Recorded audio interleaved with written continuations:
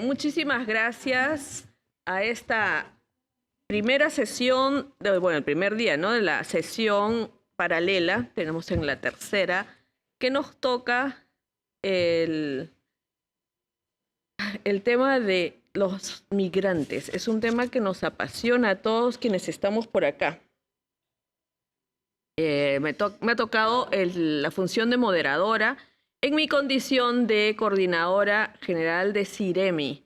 CIREMI es el Comité Interreligioso para Refugiados y Migrantes que el Consejo Interreligioso de Perú ha constituido desde el año 2018. Entonces, nuestra sesión es sobre enfoques interreligiosos para abordar las causas profundas de los movimientos de refugiados y migrantes. Tenemos como panelistas, voy a disculpar la asistencia de Elvi Monsant, de la Red Clamor, que no ha podido acompañarnos esta vez. La secretaria ejecutiva, ¿no?, de la Red Eclesial de América Latina y el Caribe para la Migración, Desplazamiento, Refugio y Trata de Personas, de la Red Clamor. Entonces vamos a, gracias a que Mari nos ha aceptado, vamos a empezar con Sabrina Luzgarten, vicepresidenta ejecutiva de HIAS, ¿no?, la Sociedad Hebrea de Ayuda al Inmigrante. Porque sabemos el desplazamiento forzado ha provocado el desarraigo de millones de personas en todo el mundo, incluidos los refugiados, desplazados, internos y migrantes. Las Américas, como ya se había mencionado al inicio de este foro interreligioso, alberga más de 18.4 millones de refugiados o solicitantes de asilo, desplazados o apátridas. Además, el número de migrantes en América Latina y el Caribe ya asciende a 15 millones. Entonces, esta sesión nos va a arrojar luz sobre las mejores prácticas de las organizaciones religiosas que trabajan con esta problemática, ¿no?, con refugiados y migrantes para abordar la experiencia que han tenido y tienen estos movimientos. Ya tendremos varios temas de discusión, pero vamos a empezar escuchando la experiencia de Sabrina Luzgarten y HIAS, ¿no?, la Sociedad Hebrea de Ayuda al Inmigrante, que también está en Perú. Muchas gracias. Sí, muchas gracias. Bueno, muchísimas gracias por haber venido al evento. Gracias, Raquel, por la moderación. No sé si me escuchan bien. Bueno, muchísimas gracias. Bueno, a mis compañeros panelistas igualmente un saludo. Pues quisiera agradecer a Religiones por la Paz, al Consejo de Líderes Religiosos de América Latina y el Caribe, la Asociación del Foro Interreligioso del G20, al Centro Berkeley para la Religión, la Paz y los Asuntos Mundiales, el Centro Internacional de Estudios de Derecho y Religión y el Consejo Interreligioso del Sur de California por invitarme a este evento, representando a HIAS, para hablar de las perspectivas multireligiosas sobre migración, democracia, derechos humanos, justicia social y desarrollo sostenible para nuestras sociedades en las Américas. HIAS es la organización judía internacional con más de 140 años de historia. Apoyamos a los refugiados de todo el mundo a reconstruir sus vidas con seguridad y dignidad. HIAS realiza su trabajo apoyando a poblaciones desplazadas en las Américas y, como todos sabemos, a poblaciones que vienen especialmente de Haití, Venezuela, Colombia, Nicaragua y el norte de Centroamérica, entre otras. Ahora ascienden a más de 18 millones, cifras entre 15 y 18 millones en las Américas. HIAS brinda sus servicios en más de 50 oficinas en América Latina y el Caribe, la mayoría en áreas remotas y fronterizas, en 9 países, gracias al trabajo comprometido de nuestro personal y de nuestros socios. The story of HIAS is very rooted in the Jewish community and includes more than 450 synagogues in the United States. HIAS works with organizations, religious organizations, and diverse communities of refugees to promote the protection and the inclusion of the population displaced in programs sensitive to faith. and it has a multi-factors religious in New York. Before to board into the actions of the refugees, we need to understand the critical importance and the practical of the international protection of the refugees, and to request a biggest observance in their human rights and all the people of human mobility, independently from the legal status. Highlights is important of the importance of the religion in the life of some of the people that we're looking to support, and the importance to explore form or ways more effectively of commitment with the local factor religious, and to continue strengthening the humanitarian efforts of impartiality and neutrality. We also need to apply the perspective of human rights to the religion. The focus to adopt is a belief or practice, religious practice, together with the norms and the protection of the human rights. Therefore, there is a necessity to balance the strategies of the participation of the local faith in a way, in a wide conscience. This implies to create a deep consistency in the religion in every humanitarian environment. Saying this, and the religious based in faith, they are in many ways in the best position to board the main causes of this displacement, because they are members of the communities of welcoming. The faith organization, they are not only have the inclusion of program, but they also have a unique role to create in the service of support, emotional support or spiritual support that others cannot do. All the religious leaders can be in channels of importance in the community. It is essential for the community. Some of these commitments in the Americas are in the response to the Venezuelans in the country, with the Venezuelans and all of the countries in Latin America. So we have the examples in Venezuela, Peru, Colombia, Guyana, and others. We're working with the local communities and religious community organizations. In Peru, we are working with a close in Lima, in Trujillo, to give training and tutoring to be able to give them support. So in Guyana, we have the Home Foundation to provide price support so for the objectives that we have to reduce the propagation of HIV. In Venezuela, we work with Caritas, with refugees and others to support the displaced with legal support, and the religious leaders give their support for them. And in Ecuador, we work with different organizations so that we provide to the people lodge and meals. It is good to have an importance in this for all these organizations to work together. The organizations based in the faith, they have a very important role to do to help the secular organizations to understand how to give the different focuses in the faith for the populations in need. These populations are the first port for the most needed. The civil society and the humanitarian factors, they should work close with organizations based in faith, including their organizations, the local religious organization for assistance, protection, and the inclusion of the refugees and other population that has been displaced.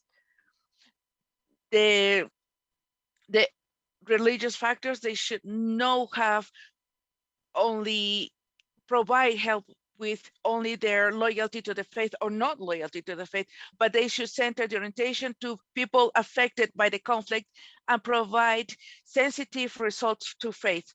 It is fundamental to have to be serious, to take in account the religious beliefs of the people, and in this way, and in a have something more in harmony and certainty in people. There is a movement concerted for communication with the community's help, and also how to provide partnerships so we can, in the local perspective, so we can have all together, be together, to be able to have a very more harmonious focus. The organizations and the civil have to be all together for these schedules. We have seen we have seen a xenophobic reaction against all those refugees in different countries. And sometimes even for the authorities do that, they create obstacles to their efforts to foment the Pacific organizations to allocate the foreigners. And for this, we need to have attention programs based in the community. They are priority. Examples of the programs focused in these communities of welcoming in many countries from Latin America and the Caribbean help the communities through actividades económicas. These activities, they have been always there because they help to fight the xenophobic and misinformation in the community. In some parts, Hayes invites to these forums interreligious forums with groupal associations that include topics as how to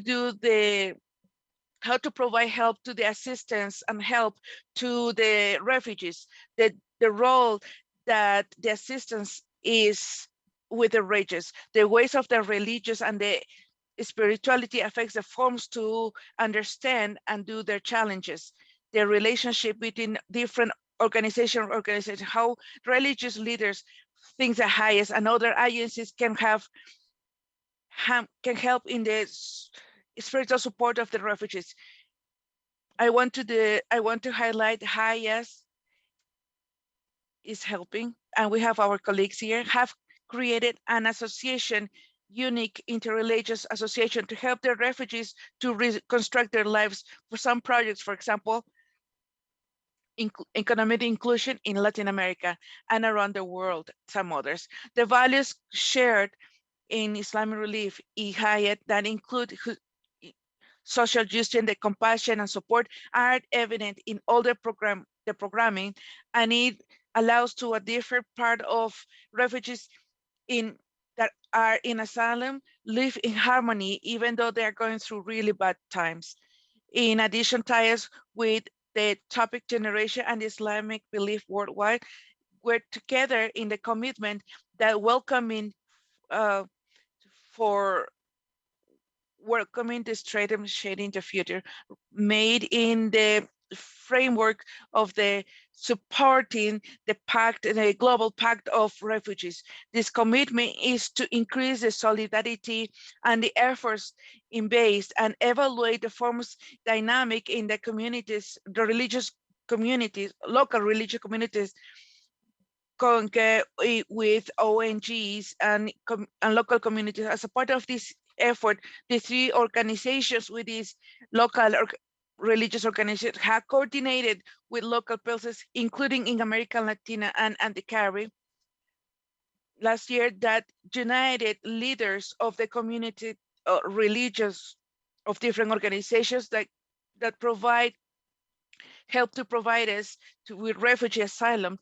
These were done preview to the global conference, Welcome Stranger, that will be placed in Geneva in 2021 of June.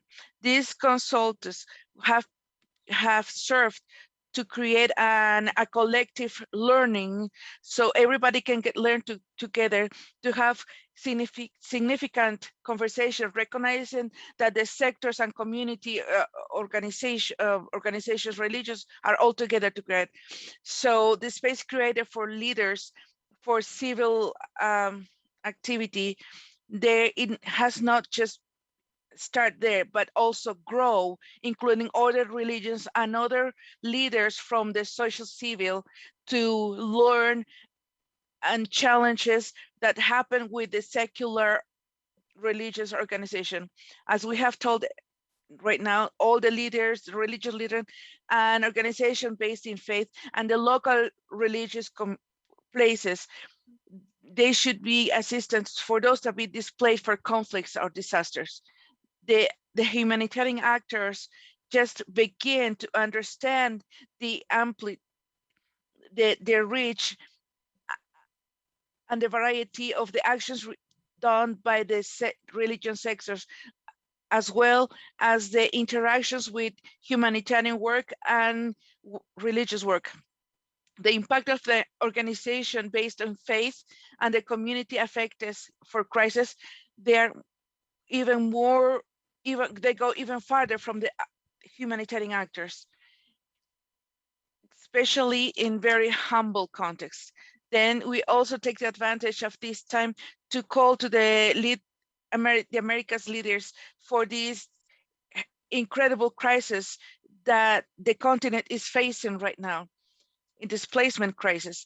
We are ready to keep fighting in first line the most urgent necessities for more of the people that are displaced, and to build more just and fair societies.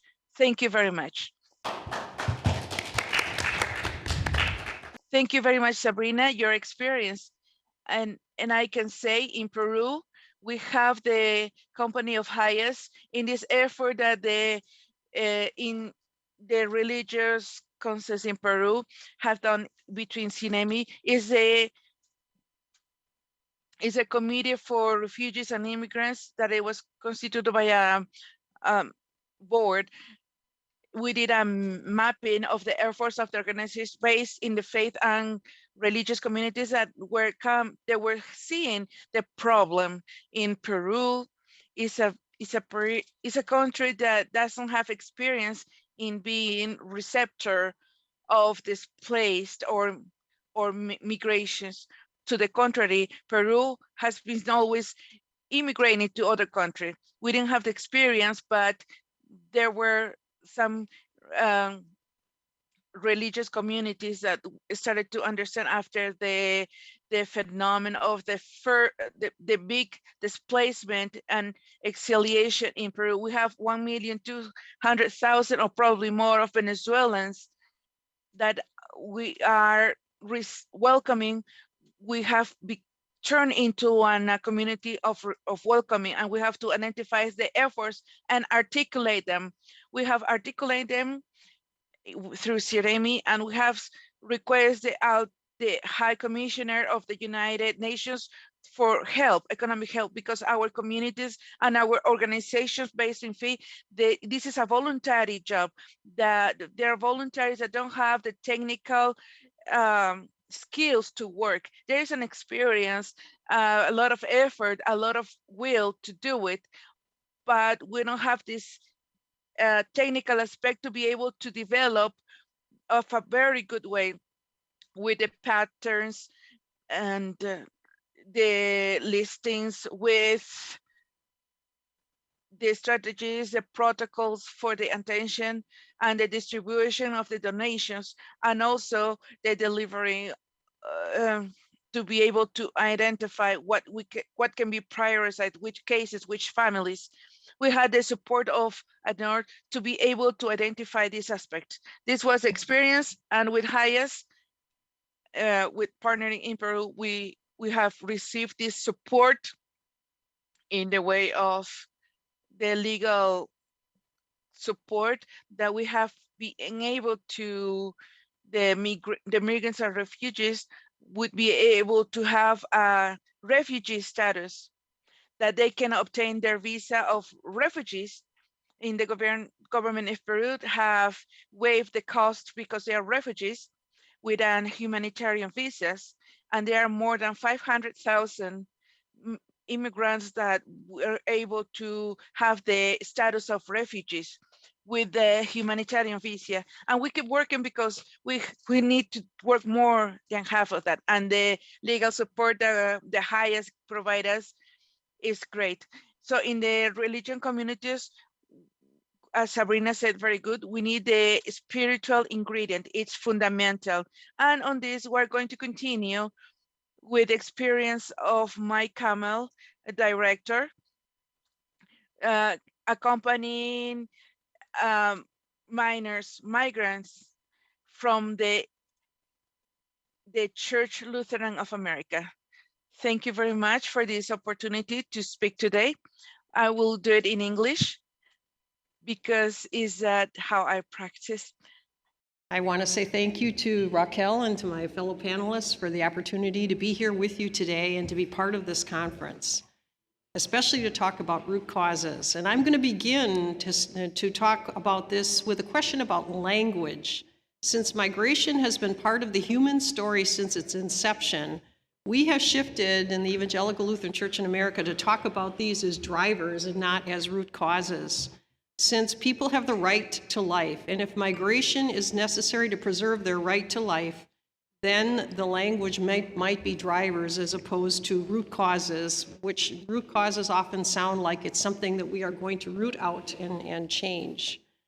That being said, we, in the Amparo strategy of the Evangelical Lutheran Church in America, which is our migration strategy as a church, can speak about the modest efforts that we have accomplished over the last 8 years to address some of the drivers of migration in Central America.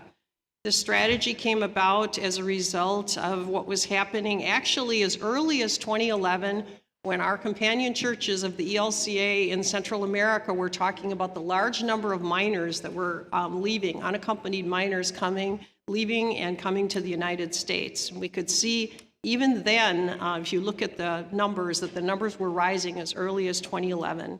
And so in 2012, we started to talk about how we could address some of those drivers through some of the ways that we could work in countries of origin, transit, and in destination in the United States.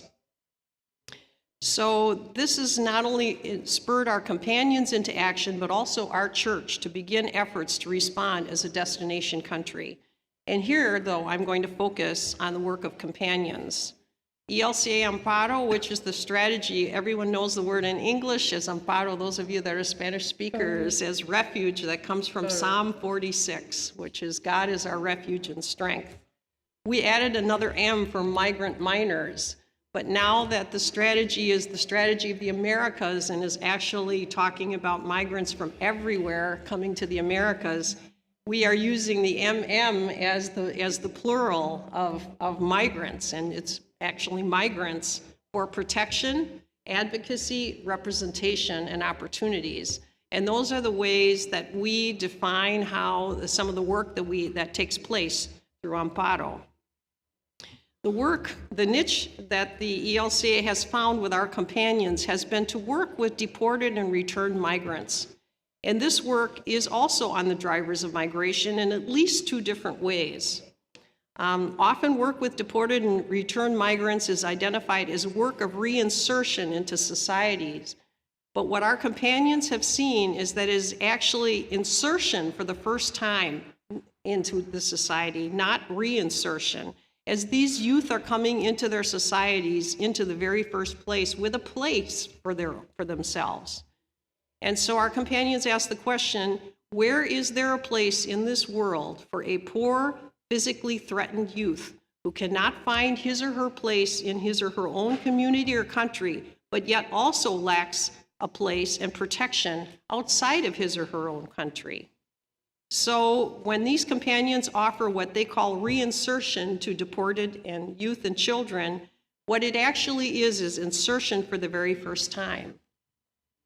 This relates to migration drivers, as we all know that in the majority of cases, a person who is not successful the first time in migrating is going to continue to make the journey. So how do you break that cycle? With programmatic assistance that can assure the following things. First, one needs a safe place to live. Second, there must be an economic means to create income, either immediately or in the case of young children who are often returned to countries of origin through schooling that will eventually lead to that. But a third very important component is psychosocial trauma counseling. And so all of those things are provided here. So how does this relate to the drivers of migration? As one companion reported, what these programs are doing is providing to deported and returned youth the very things that would have kept them from migrating in the first place, eliminating the drivers. But I also want to tell you about an effort that specifically works with drivers of migration in another way. As these programs added numbers of youth living in the same municipalities, particularly in Honduras, they began their own efforts first to support each other in the micro-enterprises that they had constructed, but then they began advocacy efforts in their own municipalities to get local resources for other youth so that these youth would not feel like it was necessary to make the journey. Now there are two such networks in Honduras. One is called the Red de Jóvenes Retornados, the Network of Returned Youth, and it has 3 chapters in a rural setting. And the other is called the Red Convergencia Juvenil, which is the network for youth convergence, with 3 chapters in an urban setting. These networks are making a difference in their municipalities, but now have decided to engage nationally around migration issues and around issues around protection of youth and around safety in communities. Now let's talk about gangs as a driver of migration. In the same vein as of working with deported gang members, there is an effort in El Salvador called the Hungry Church that has been working with deported gang members for a few years now. Through the Salvadoran Lutheran Church, Amparo has become familiar with their work and has been able to support it. In a report that we recently received about a very, very tiny grant that was offered to them to offer some opportunities for youth who had been deported back to El Salvador from gangs to participate, we learned this very important story. These young men and young women are on the journey and are making changes. R was a young man whose parents were actually gang members and who had been imprisoned. His parents had been imprisoned in El Salvador for most of his childhood. He was raised by various family members and entered gang life at a very early age. As a young man with a strong desire to form a family, he wanted out of the gang, and he couldn't find a way. He had a pregnant girlfriend and desperately wanted to find a way that he could support her in a different kind of lifestyle. He heard about the vocational workshops of the Hungry Church, and he went to check it out. There's a pretty interesting part of the story that talks about Pastor Ness and their conversation and how he got connected, but I think I'll leave that for another time. But he did meet Pastor Ness, and he made the commitment to participate. And now 1 year later, he's out of the gang, he has his own car repair business, and he is now supporting his family of 3. So how do we, as religious communities and other civil society organizations, collaborate with governments and create a more harmonious approach to address migration? The short answer to this question is that a harmonious approach is only possible if governments are willing to work with religious communities and civil society organizations. While governments often pay attention to the private sector business communities, the same attention is not offered at the same time to religious organizations and other civil society organizations. We have a recent example of that when Vice President Harris made the trip to Guatemala. At that point in time, our companions were in other civil society organizations who are doing the groundbreaking work with migrants in their communities. Were looking for a way to actually share that work through her visit with her. And what they found was that it was often difficult, that they couldn't get in there because it was mainly the organizations that were part of the business community that were being consulted, and it was not the religious organizations and the civil society organizations that had a place. Yet these were the very organizations that knew the most about what changes needed to take place in order to change societies. While none of these, the governments provide much more than really basic services to deported and returned migrants, the fact that all of that, at different moments, there have been efforts by different governments to work together harmoniously to serve deported migrants with success. What we have seen is some of our companions in Honduras have been actually able to work with the government organization where migrants were being received and have a chance to have contact with those migrants before they were released and went to their own communities, which gave them an opportunity to do follow-up later and get them into the programs themselves. The difficulty occurred when they started reporting statistics about unaccompanied youth that were at a variance with the lower numbers that were being reported by the government, and then they were excluded from that participation. In El Salvador, the National Institute for Migration has been able to allow the organizations, including the Hungry Church and including the Salvadoran Lutheran Church Pastoral Migrante, to actually be consulted when they have people coming in that could use their services. They make the calls and they bring them to the center so that they can have that kind of contact.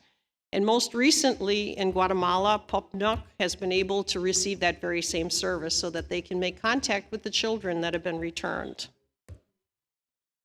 In the United States, while the White House faith-based office seems to say that it is collaborating with the religious community, there are many times that those of us who are on those calls with the White House often feel very disappointed when we see that the services are really more about saying, here, you religious communities, you take care of this problem or this situation, but are not offering us the resources and to enable us to be able to do that.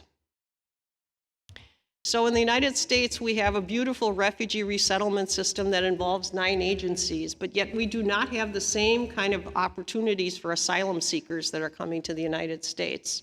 And what we really need in this country is some coordination so that there is the possibility that asylum seekers will be able to get those kinds of services and coordinations, and it's going to take some government funding.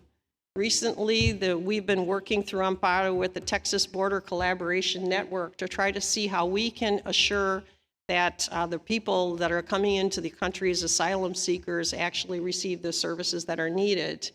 And the Texas Border Collaboration Network is mapping the shelters in the United States in an effort to be able to show where people can go, as we have many, many people coming to our country and our border right now who don't have family members or other connections in our communities.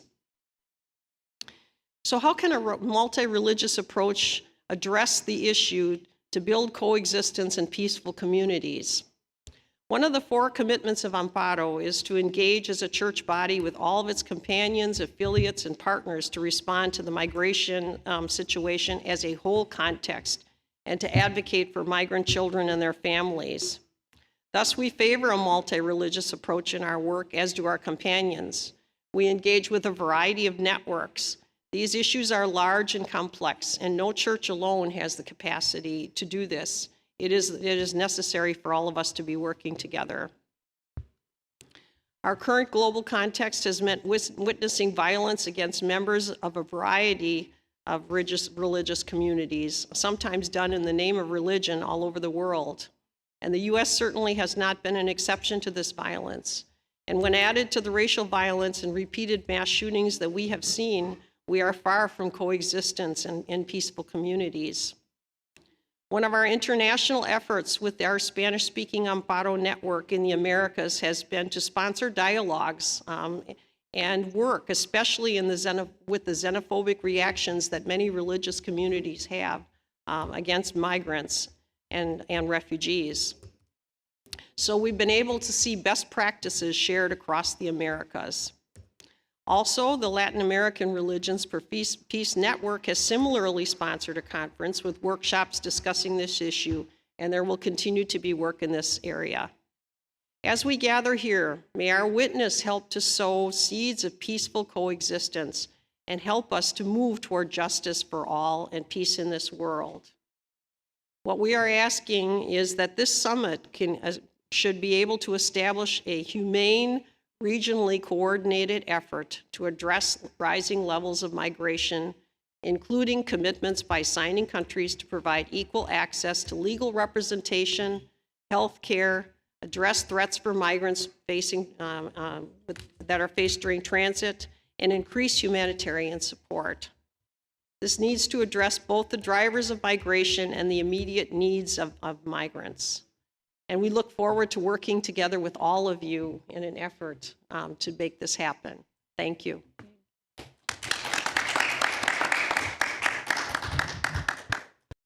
Thank you very much, Mary, and you helped us very much developing in order the questions of the challenges or what examples you can share to help with success to get into these deeply in these things. How can we cooperate with other religious organizations, civil rights, and all of these, how we can get all together in a multi-religious focus, how to contract Pacific communities and strong.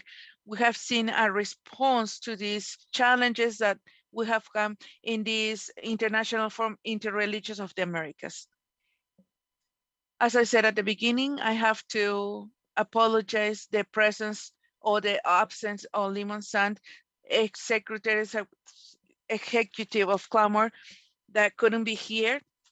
But it gives us more opportunity because Sabrina can be here until 1 to have a conversation and a response from you as a participation. So I will give the to Sharif Ali, Executive Director of the United States. Thank you so much. And it's truly a pleasure to be here with all of you, my panelists as well. My name is Sharif Ali. I'm the CEO of Islamic Relief USA.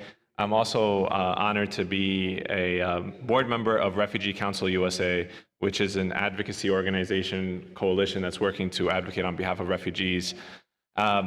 In my work at Islamic Relief USA, an organization that started in 1984 as a federation in the UK, and also in the United States in 1993, predominantly the focus of our institution as we started was a relief agency, an agency that was responding to crisis, violence, and conflict and disasters.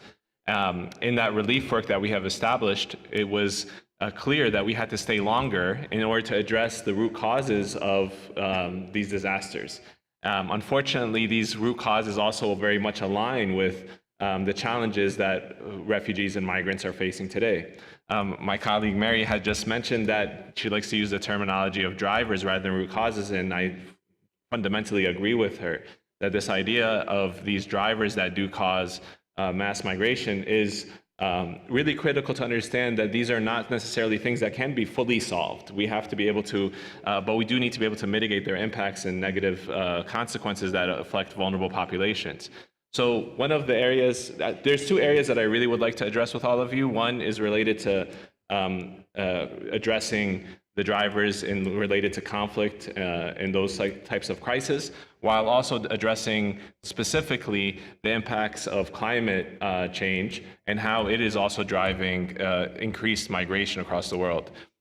Now, particularly alarming is that we just actually had a symposium at Georgetown University recently in which UNHCR informed the attendees that there is approximately 100 million individuals across the world that are now considered refugees and displaced. This is a massive number, and the responsibility has increased tremendously on organizations, especially faith-based institutions like us here, to pick up the slack and find solutions to address these problems that are being faced. Particularly, I wanted to speak on our work in Africa, and especially related to the impacts of climate change in East Africa, in the Horn of Africa, as well as in the Sahel region. We have found that due to the impacts of climate change, traditional pastoralist communities that were made their living off of raising cattle and their livelihoods off of that were suffering extraordinarily because of the impacts of climate change.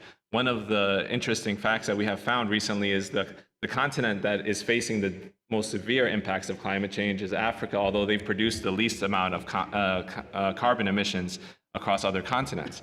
And because of that, we've had to find different avenues to diversify livelihood incomes for these vulnerable populations so that they are able to sustain themselves in their communities without moving on to provide agricultural support so that they learn how to utilize resistant crops that are able to withstand the different climates that they're dealing with, as well as learning how to engage in market strategies so that they could sell these crops is critical for them to be able to sustain multiple sources of revenue and to sustain themselves in their communities.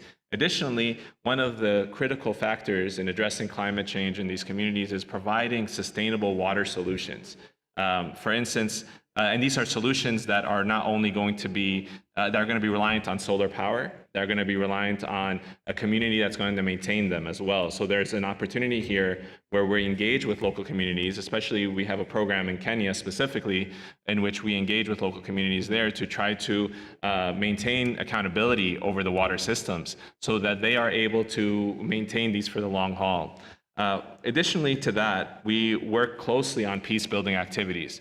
And this is something where I'll dive into deeply here, even in scenarios where it's not really based on conflict, but when you're in a place where, in Kenya, for instance, where there are Somali refugees coming into the country, there is immediate tensions occurring between refugees and host communities.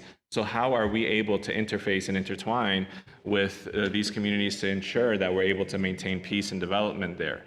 We do so through networks, and particularly through religious leaders. And this is where we believe we have the opportunity to really connect and build trust between these vulnerable populations.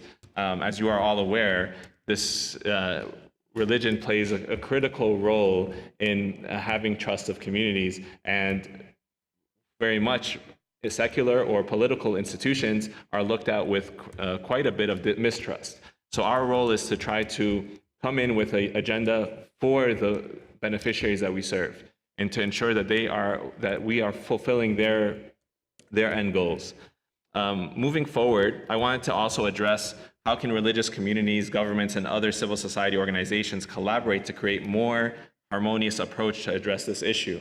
And I think this is a very important discussion because we have seen, quite frankly, that the role of governments has impacted at times negatively in some of these communities, and particularly because there's a suspicion that exists on the political agenda associated with these governments. So religious institutions have to play a critical role, but they also have to maintain some level of independence. And what we discuss with regards to independence here is that we have to maintain our trust with the vulnerable populations we serve. And I want to use an example of a program partnership that we've had in the Central African Republic with World Vision, as well as Catholic Relief Services, and us working in a country that unfortunately faced a coup d'etat in 2013 and was under significant violent distress.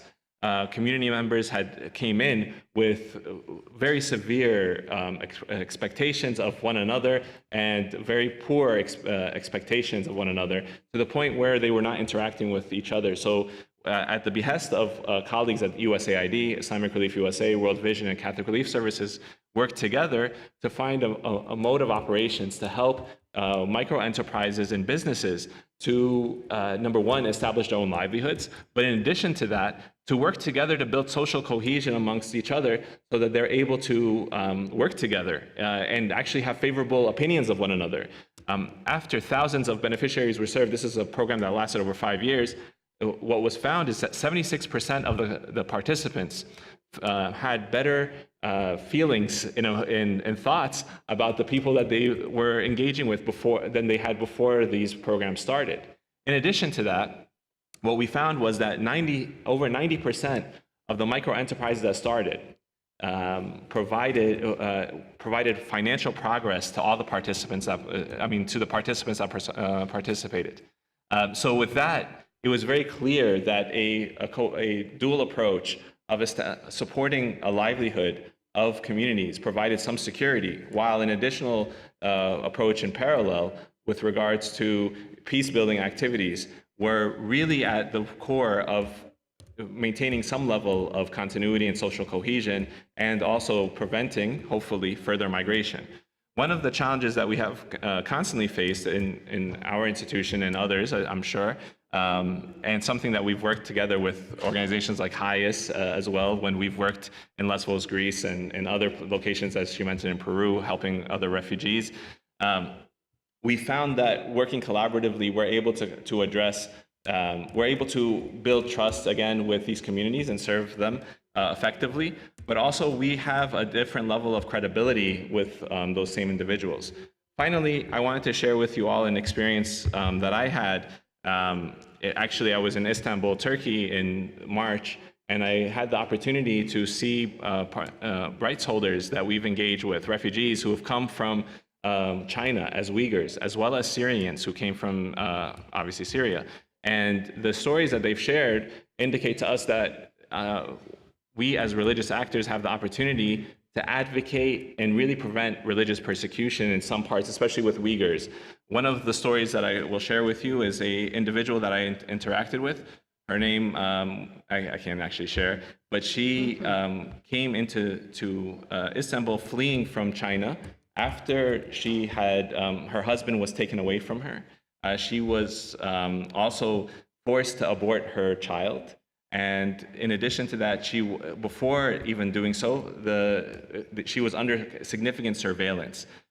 These are the type of situations, unfortunately, that lead people to flee from their situations.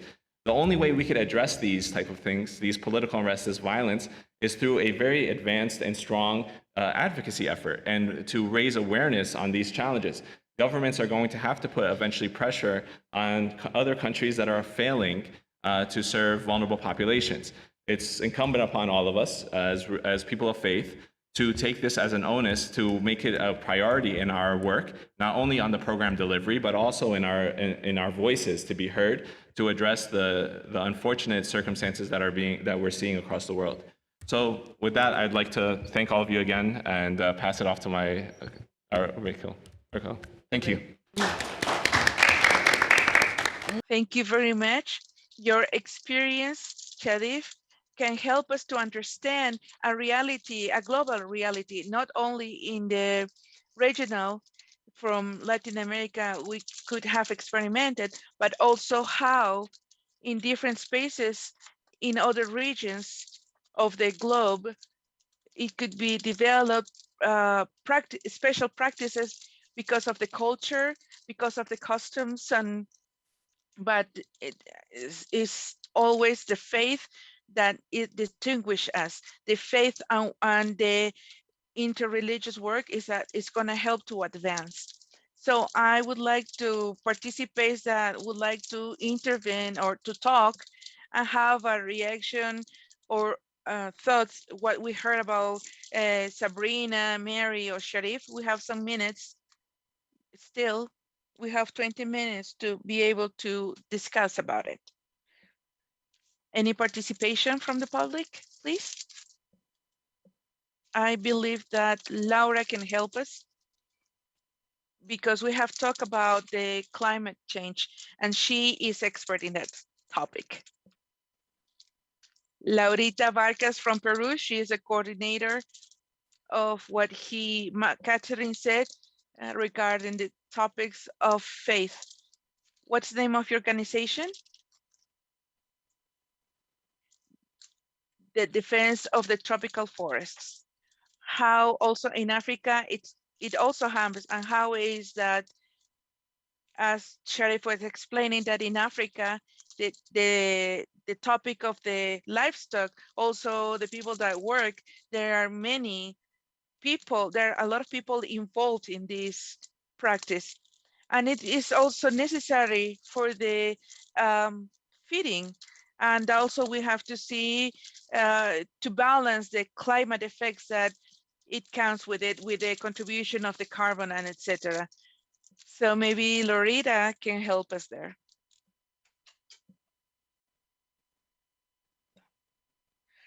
I wanted to ask something that is very important, especially in Africa, and not only in Africa, and also in Asia, how to get together the migration with the topic of religion. In a week or week and a half in Nigeria, somebody went into a church in a Sunday cult, and they were killed. A big amount of people that were praying. So I wanted to ask, in which way also the topic of religion, when it's regarding of fanatism, to be a fanatic, because we're talking about religious fanatics, people that do not accept other religions except theirs. So everything else unknown. Yeah. How this religious factor is also on our side. We are appreciating the religious as a respect of knowingly the values, the support, and by the other side also there is the topic of the migration, religious factor that you also mentioned that in Africa, and I believe that in Africa, what experience do you have from Africa? But it's not also Nigeria, but there are also other parts in Africa that get there are being exiled because of this religion problem. Thank you. Okay, Sharif, go ahead. So I get the easy question, I guess, but no, this is a great question. I think this is, I'll use an example of our work in Liberia with Episcopal Relief as an institution. We have a program where we both are addressing gender-based violence. And in order for us to address this cause together, we've worked with Episcopal Relief and Development to develop a curriculum with imams and preachers so that they could work together to educate their local communities on how to address this from a religious perspective. Now, one of the challenges is we often talk about religious literacy. Religious literacy is not only the responsibility of international NGOs and Western institutions to understand the religious context of the communities at large, but also it's a responsibility for a proper education that will be provided by faith-based institutions like ours to ensure that people are, aware of what their faith says about certain areas that can lead to violence or problematic views that prevent social cohesion and peaceful engagement. So in this project, imams were teaching male leaders of tribes on how that Islam itself addresses spousal relations and how men should be treating women. And the same with pastors. We're addressing the same with their villages and communities as well. And the idea was to showcase that both of these critical religious institutions in Liberia are working together to combat gender-based violence. This is just an example. It's not relevant necessarily to our refugee work, but it's a contributing factor. If you're able to build social cohesion, you're hopefully preventing this further moving forward. In addition, we work in Lebanon with, the name is escaping me right now, but we worked with World Vision on a program that brings religious actors, Channels of Hope. Yes, that's the program. Thank you, Christina. Channels of Hope, which is a program that also helps religious leaders and actors, especially in a country like Lebanon, where there is so many different denominations of faith, whether of Christian faith, of Muslim faith, and others as well. So it's critical where imams and priests and pastors and others are able to come together, build curriculums that will address and combat potential extremism and radicalization as well. So I hope that answers your question. I mean, there are many avenues to do this as well, and we've done it in multiple countries across the world.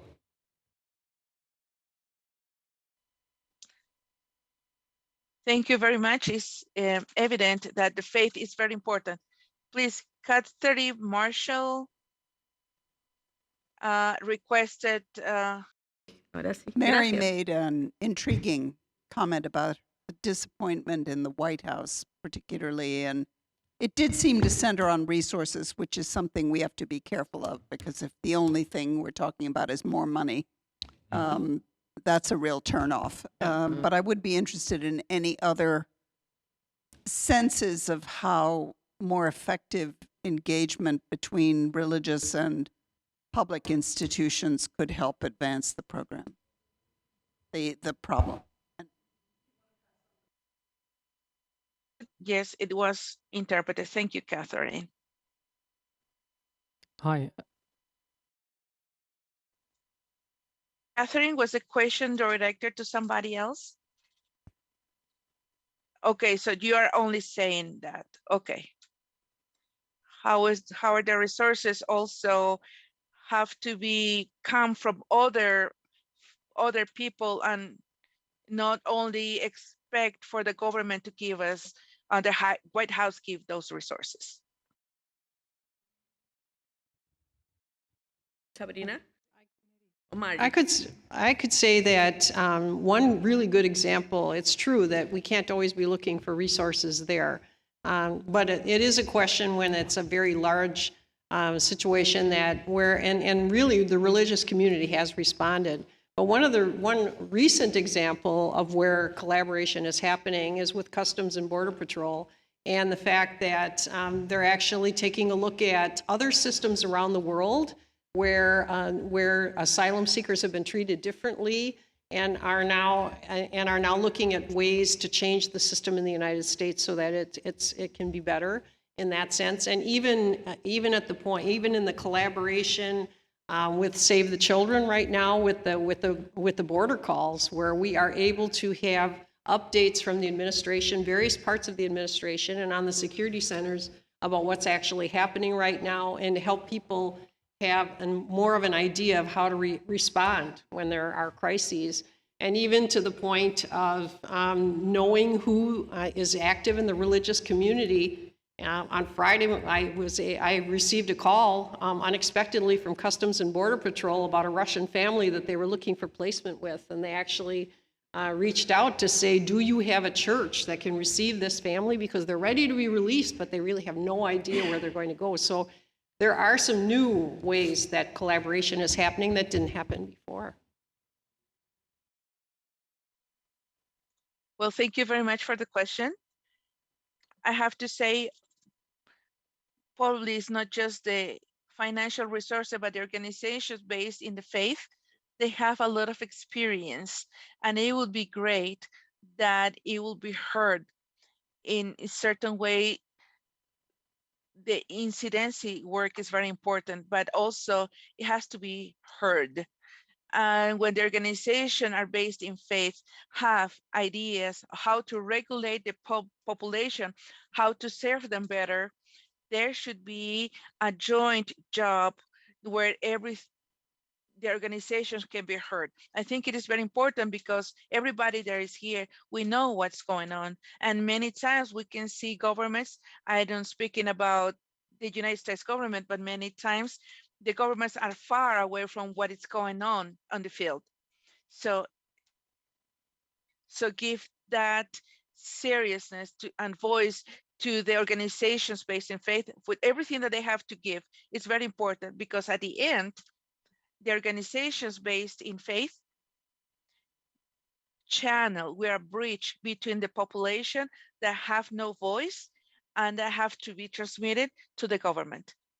This will be my addition to your question. Definitely an answer that I share, because this experience that I share in countries less developed economically, like Peru, in which the government doesn't give anything to the problem of the immigration.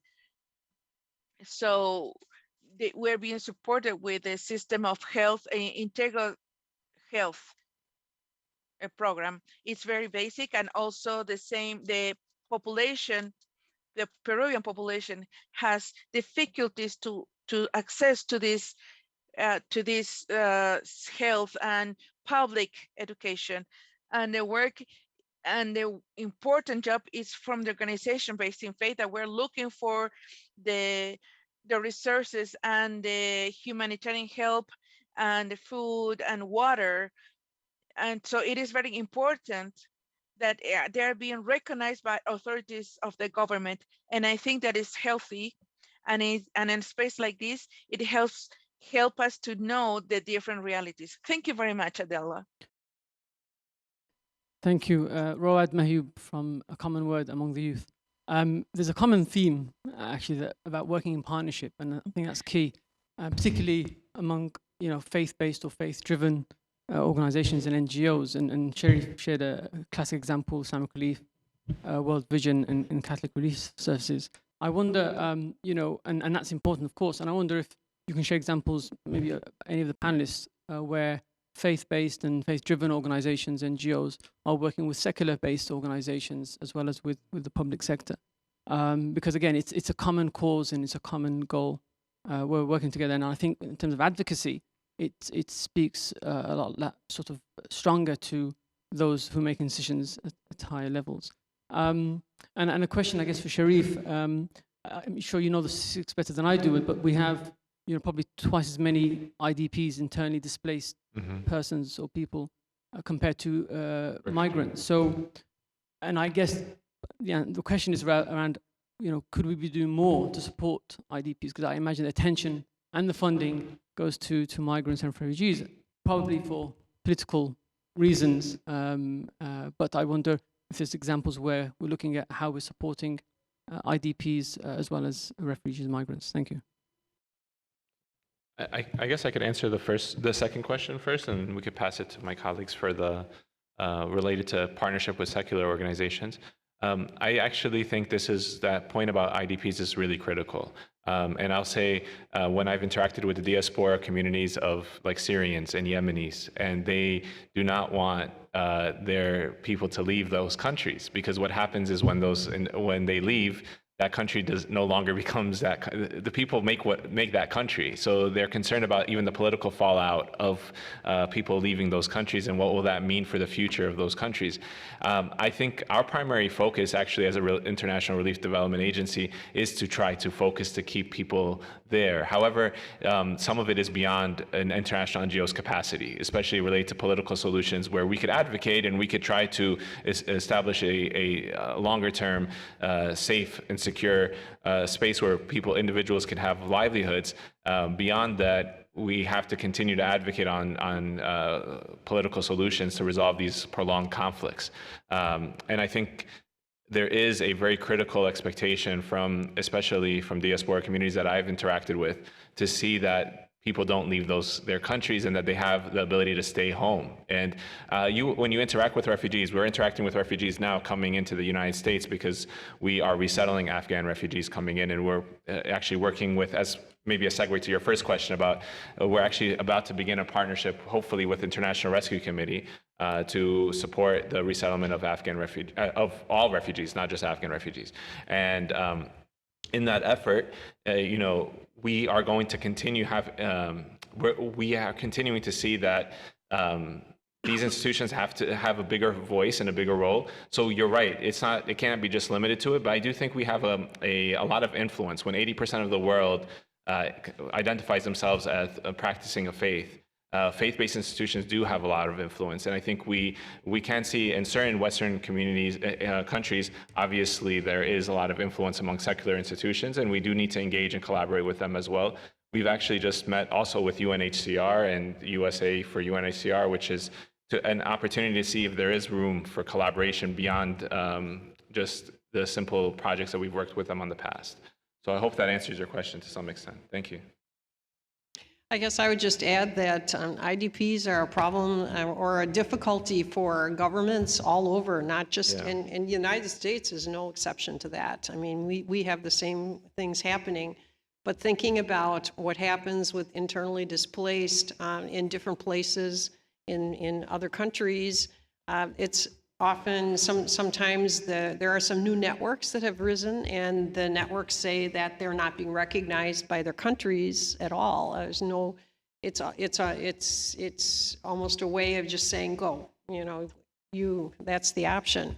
So I think we all have an advocacy responsibility, no matter where we are, whether we're in the United States or any place in the region, to work on this issue to protect people and to advocate for them.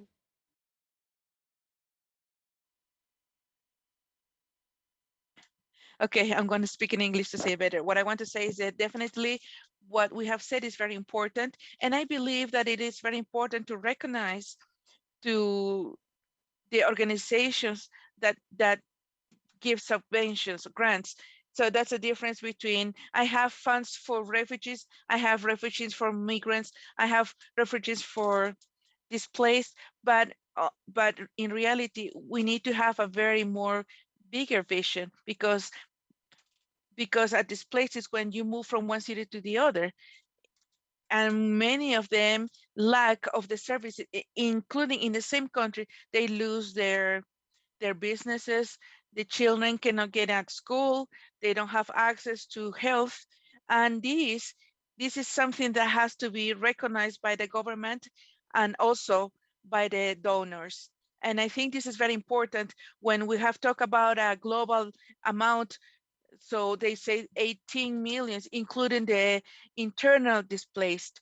And so this is important. There is a recognition about more specific than the internal displaced in the region. And to add a little bit, and we are over the time. So what I wanted to say, I don't know if I understood very well your question, but I wanted to talk about the topic of with the localization. How do we work with organizations of based organization, and how we have to work with this organization that are many times these organizations, religious organizations are, and how do we give a space? How do we give it voice? And how we design the programs to be able to be effective? And how do we support to strengthen them? And this is an agenda without resolving. This is a process, and there are many organizations present here pushing these strategies of localization to work with the local actors. Yes, thank you very much. And we are over the time and we want to listen to you. The last question. You mentioned Afghan refugees. I've been doing a little bit of work with Afghan refugees here in LA, and housing is a big issue. Like they come, they get some funds to stay in hotels for the first few months, and then the agencies that are helping them are having a really hard time finding housing. So I was wondering, how is housing a driver? One, and two, what are your experiences or hopefully solutions to help people to, make a home in the country that they go to? The refugee resettlement agencies have access to temporary housing solutions.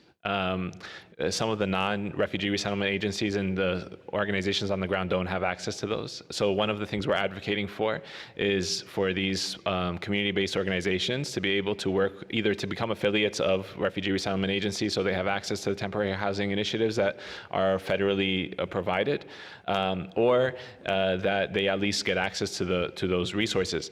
At the same time, we are in a very, like Southern California particularly, even in Virginia, where we're doing quite a bit of work, unfortunately the housing availability is extraordinarily limited in the United States currently, and especially in many markets. That is a major hindering factor right now in resettling refugees into the United States. It is something that is being discussed on the highest level federally, but I'm not sure if we have an immediate solution beyond what we're currently doing, unfortunately. And Sabrina, I don't know if you want to add anything. No, thank you very much, Arifa. I think this is a very important issue that you raised. I think we are really suffering around the country, and there are some initiatives as HIAS, for example. We have what we call the Welcome the Circles. So there are, okay, you know about that. So I think this is so important to raise here, because you have this kind of 2-3 families that they work together in order to have, these resources to support the families that are coming from Afghanistan and maybe now from Ukraine. Yeah. So we have these kind of initiatives that are so important. And in the case of Hayas, we partner also with Airbnb, so, and some other organizations too. But this is so important because here you see how the private sector also supporting. And I want to highlight that because sometimes it's not that we forget, but sometimes we know that the private sector could support. So maybe to have this also as an answer. That is a question that honestly we need an answer in the whole world because it's a repeating problematic. So the people in a situation living in the streets, it had increased in countries of the region in South America because of the great migration of displacement, of forced displacement in Venezuela. So many people live the day-to-day and then don't have not even to rent a little room. It's a big problem that the government, at least in Latin America, in the conditions to resolve. But that's because we have a big challenge as civil organization based on the faith that can contribute to this and other. And we have been helping with the problem with the feeding. And this is an indication as well. We have been talking with schools. There's been a lot of incidences, so the government can tend to this and to be guaranteed the fundamental right to education. I want to say thank you for everybody. The public assistance is our first level. Thank you very much from professor and to one of each of you. Thank you very much. God bless you. Thank you. Thank you very much. Muchas gracias.